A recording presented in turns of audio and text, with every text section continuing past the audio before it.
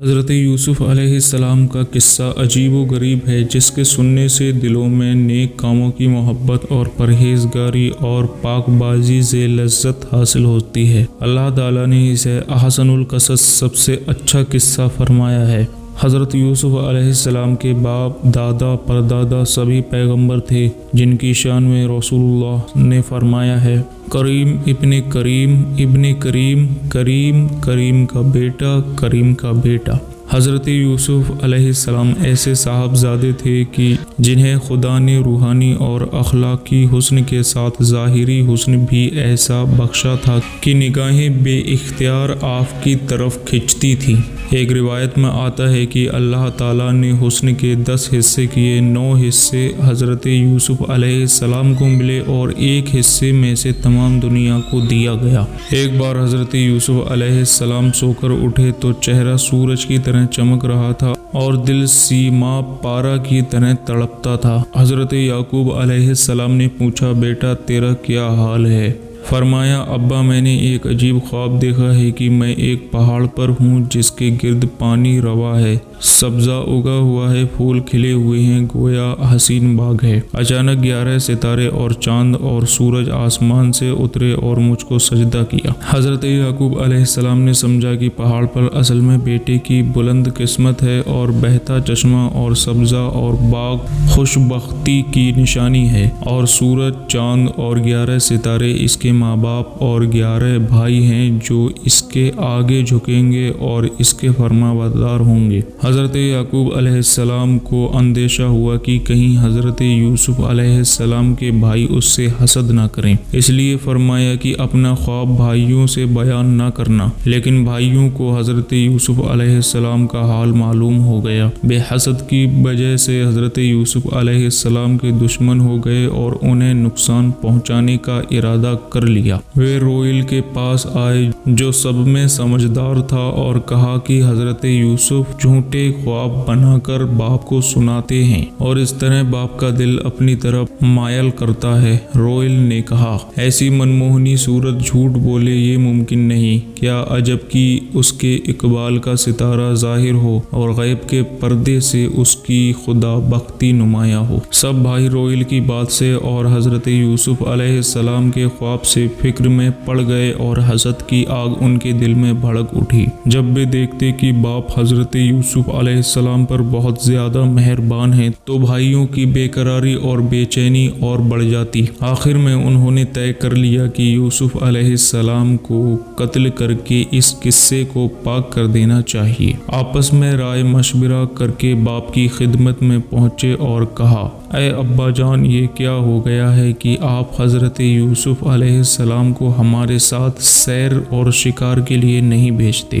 اجازت دیجیے کہ ایک روز وہ ہمارے ساتھ جنگل میں شکار کو جائے اور اپنا دل بہلائے۔ حضرت یعقوب علیہ السلام نے فرمایا: اس بیٹے سے میرا دلی لگاؤ ہے، اس کی جدائی مجھے پسند نہیں، کہیں ایسا نہ ہو کہ تم غافل ہو جاؤ اور بھیڑیا اسے کھا جائے۔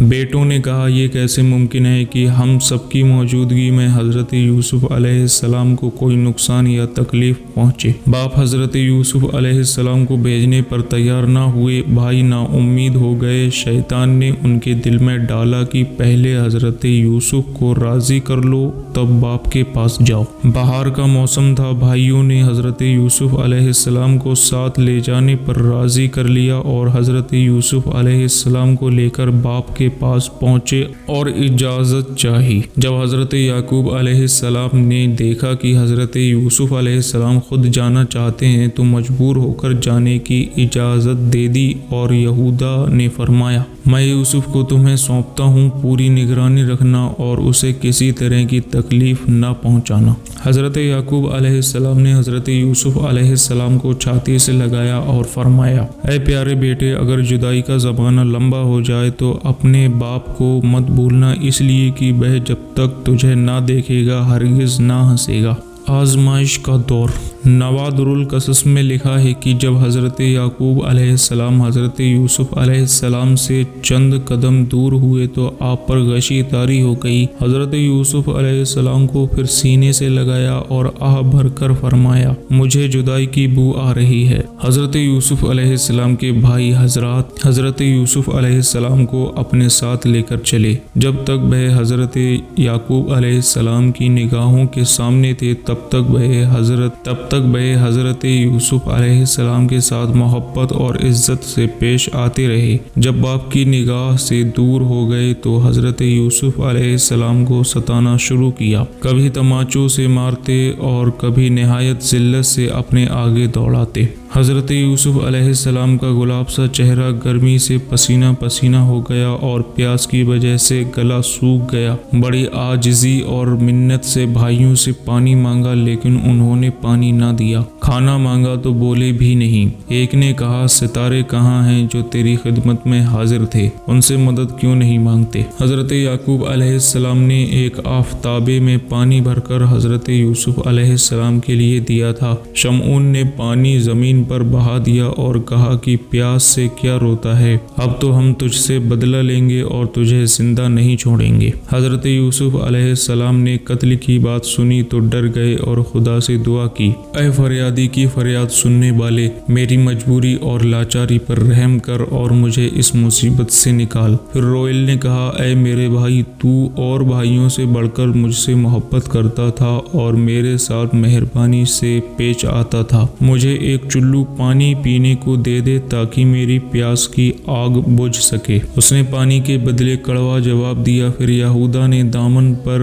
ہاتھ مار کر کہا، باپ نے مجھے تجھے سونپا تھا، تو ہی بتا کہ میرا کیا قصور ہے۔ یہودا کو حضرت یوسف علیہ السلام کی پریشانی دیکھ کر رحم آیا اور بھائیوں کو ستانے سے روکا اور حضرت یوسف علیہ السلام سے کہا، جب تک میں زندہ ہوں کوئی تیری جان نہیں لے سکتا۔ بھائیوں نے جب یہودا کو بدلتے ہوئے دیکھا تو کہا، تم حضرت یوسف علیہ السلام کے معاملے میں کیا صلاح دیتے ہو؟ یہودا نے کہا، میں یوسف کے قتل سے راضی نہیں ہوں، بے گناہ کو قتل کرنا بڑا گناہ ہے، بہتر تو یہ ہے کہ لوٹ چلو اور باپ کی امانت باپ کو سونپ دو۔ بھائیوں نے کہا، اگر باپ کے پاس لے جائیں گے تو وہ ہمارے ظلم باپ سے بیان کر دے گا۔ پھر یہودا نے سوچ کر کہا، اسے کنویں میں ڈال دو، وہاں یا تو یہ مر جائے گا یا پھر کوئی اسے نکال کر دوسرے ملک میں لے جائے گا۔ سب کو یہ بات پسند آئی۔ کنعان سے 3 فلانگ پر ایک کنواں تھا۔ حضرت یوسف علیہ السلام کو اس کنویں پر لے گئے۔ جب کنویں میں ڈالنے کا ارادہ کیا تو حضرت یوسف علیہ السلام نے کہا، آپ لوگ ہمارے بڑے بھائی ہیں اور میں چھوٹا ہوں۔ بھائیوں کو حضرت یوسف علیہ السلام پر بالکل رحم نہ آیا۔ قمیض اتار لی اور ہاتھ پاؤں رسی سے باندھ کر اس چاند سے بھائی کو اندھیرے کنویں میں لٹکایا۔ ابھی کنویں میں آدھی دور تک ہی حضرت یوسف علیہ السلام پہنچے ہوں گے کہ رسی کاٹ دی۔ حضرت جبریل علیہ السلام خدا کے حکم سے کنویں میں پہنچے اور یہ خوشخبری دی، غم نہ کر، تیرا غم خوشی میں بدل جائے گا، یہ بلا کی کالی رات ڈھل جائے گی، خدا تجھے تخت سلطنت پر بٹھائے گا اور تیرے بھائی تیرے سامنے مجبوری کی حالت میں کھڑے ہوں گے اور تو ان کی خطائیں انہیں یاد دلائے گا اور یہ اپنی خطاؤں کا اقرار کریں گے۔ جب حضرت یوسف علیہ السلام کے بھائی حضرت یوسف علیہ السلام کو کنویں میں ڈال کر فارغ ہوئے تو ایک بکری کے بچے کو ذبح کیا اور حضرت یوسف علیہ السلام کے کرتے کو اس کے خون میں ڈبو لیا۔ شام کو روٹتے پیٹتے گھر پہنچے۔ ادھر حضرت یعقوب علیہ السلام کو بیٹے کا سخت انتظار تھا۔ بیٹوں نے یہ خبر سنائی کہ ہم تو حضرت یوسف علیہ السلام کو سامان کے پاس چھوڑ کر آگے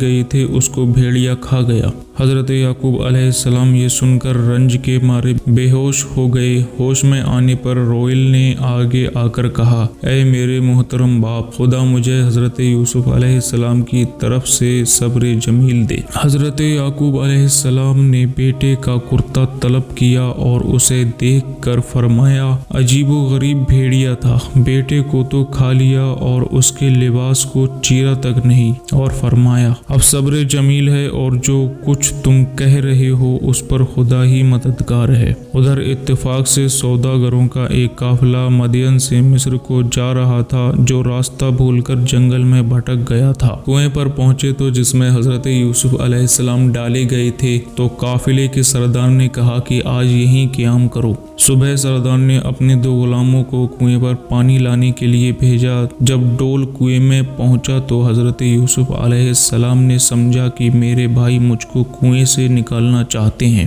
کنویں میں انہیں 3 دن رات گزر چکے تھے۔ حضرت جبریل علیہ السلام نازل ہوئے اور کہا، اے حضرت یوسف علیہ السلام اس ڈول میں بیٹھ جا۔ حضرت یوسف علیہ السلام اس ڈول میں بیٹھ گئے۔ جب غلام نے ڈول کھینچا اور ڈول میں حضرت یوسف کو دیکھا تو بے اختیار خوشی سے پکار اٹھا، یہ تو لڑکا ہے۔ حضرت یوسف علیہ السلام کے بھائیوں نے ایک شخص کو اس کام کے لیے مقرر کیا تھا کہ اگر کوئی حضرت یوسف علیہ السلام کو نکالے تو ہمیں خبر کرنا۔ جب جاسوس نے بھائیوں کو اس کی خبر کی تو فوراً قافلے والوں سے ملے اور کہا، کچھ روز سے یہ ہمارا غلام بھاگا ہوا تھا، ہم خود اس کی تلاش میں ہیں۔ سوداگروں نے کہا، واہ واہ، یہ لڑکا تو شرافت کا پتلا معلوم ہوتا ہے، یہ کیسے ممکن ہے کہ ہم اسے بھاگا ہوا غلام سمجھیں؟ بھائیوں نے کہا، یہ غلام ہے، پیغمبری خاندان میں پرورش پائی ہے، لیکن چند روز سے بے وفائی اختیار کر کے بھاگ نکلا ہے۔ بھائیوں نے سوداگروں سے کہا، اس غلام کو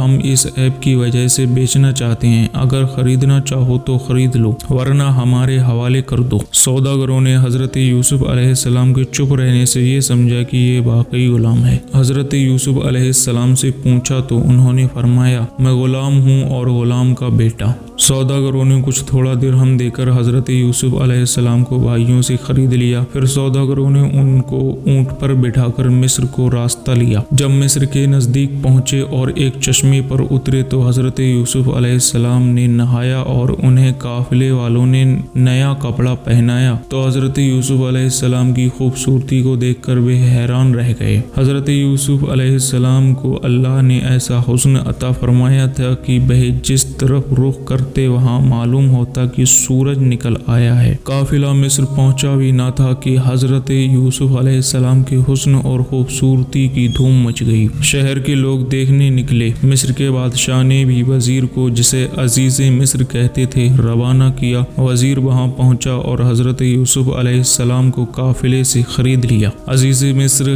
حضرت یوسف علیہ السلام کو گھر لے گیا اور اپنی بیوی جس کا نام زلیخا بتایا جاتا ہے کہا، اس کو نہایت عزت اور آرام سے رکھو، ہم اسے اپنا بیٹا بنائیں گے۔